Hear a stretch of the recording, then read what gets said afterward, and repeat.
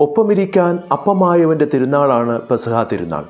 പെസഹ എന്ന വാക്കിൻ്റെ അർത്ഥം പാസ്ഓവർ അല്ലെങ്കിൽ കടന്നുപോകൽ എന്നാണ്. ഇസ്രായേൽ ജനങ്ങൾ അടിമത്തത്തിൻ്റെ നാടായ ഈജിപ്തിൽ നിന്നും തേനും പാലും ഒഴുകുന്ന കാനായിലേക്കുള്ള വിമോചന യാത്രയാണ് പെസഹ. ന്യൂനതകളില്ലാത്ത ഊനമറ്റ ഒരു കുഞ്ഞാടിനെ തിരഞ്ഞെടുത്ത് അതിൻ്റെ കഴുത്തറുത്ത് മനുഷ്യകുലത്തിൻ്റെ പാപപരിഹാരാർത്ഥം അതിൻ്റെ രക്തം തളിച്ച് അവരെ പാപത്തിൽ നിന്ന് മോചിപ്പിക്കുന്ന ഒരു അനുഷ്ഠാനം ഇസ്രായേലിൽ ഉണ്ടായിരുന്നു. പുതിയ നിയമത്തിലേക്ക് കടന്നു വരുമ്പോൾ ഊനമറ്റതും ന്യൂനതകളുമില്ലാത്ത കുഞ്ഞാട് യേശുവായിരുന്നു. യോഹന്നാൻ്റെ സുവിശേഷത്തിൽ ഇപ്രകാരം പറയുന്നുണ്ട്, 1-ാമത്തെ അധ്യായം 29, ഇതാ ലോകത്തിൻ്റെ പാപങ്ങൾ നീക്കുന്ന ദൈവത്തിൻ്റെ കുഞ്ഞാട്. ഈ കുഞ്ഞാട് ഗാഗുൽത്തായുടെ നെറുകയിൽ ഉയർത്തിയ കുരിശിൽ തന്നെ കീറിമുറിച്ചുകൊണ്ട് അവൻ മനുഷ്യകുലത്തിൻ്റെ പാപത്തിന് പരിഹാരമായി തന്നെ സമർപ്പണം ചെയ്തു. അന്ത്യത്താഴ സമയത്ത് അവിടുന്ന് അപ്പവും വീഞ്ഞും തൻ്റെ ശരീരവും രക്തവുമായി പകർത്തി നൽകിയ കൂദാശയാണ് വിശുദ്ധ കുർബാന.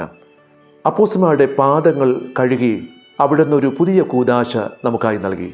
ആ പുതിയ ഉടമ്പടി കൂദാശയാണ് മോണ്ടി എന്ന വാക്കുകൊണ്ട് അർത്ഥമാക്കുക. അതിൻ്റെ അർത്ഥം ഉടമ്പടി അല്ലെങ്കിൽ കൽപ്പന എന്നാണ്.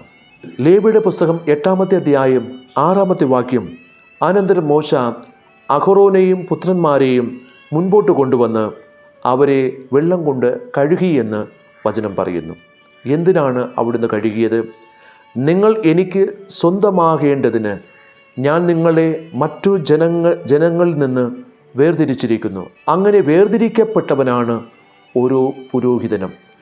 പുരോഹിതൻ എന്നതിനെക്കുറിച്ച് വിശുദ്ധ അന്തോണിയൻ ഇപ്രകാരം പറയുന്നുണ്ട്, വിശുദ്ധമായവ പഠിപ്പിക്കുന്നവൻ ആണ് പുരോഹിതൻ. സങ്കീർത്തനങ്ങളുടെ പുസ്തകത്തിൽ 16-5 പറയുന്നു, കർത്താവാണ് ഓരോ പുരോഹിതൻ്റെയും ഓഹരിയും പാനപാത്രവും, എൻ്റെ ഭാഗതയും അവിടുത്തെ കരങ്ങളിലാണ്. ഓരോ പുരോഹിതൻ്റെയും ഓഹരി എന്ന് പറയുന്നത് കർത്താവാണ്.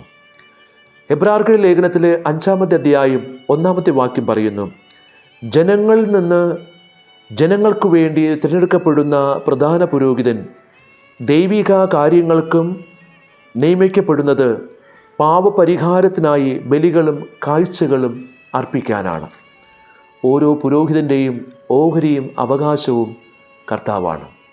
പ്രിയപ്പെട്ട സഹോദരങ്ങളെ, ഇന്ന് വിശുദ്ധ കുർബാന സ്ഥാപിച്ച് പരസ്പരം സ്നേഹത്തോടെ കാലുകഴുകൽ ശുശ്രൂഷ നൽകിക്കൊണ്ട് പൗരോഹിത്യം സ്ഥാപിച്ച ഏറ്റവും ശ്രേഷ്ഠമായ ദിനമാണ്.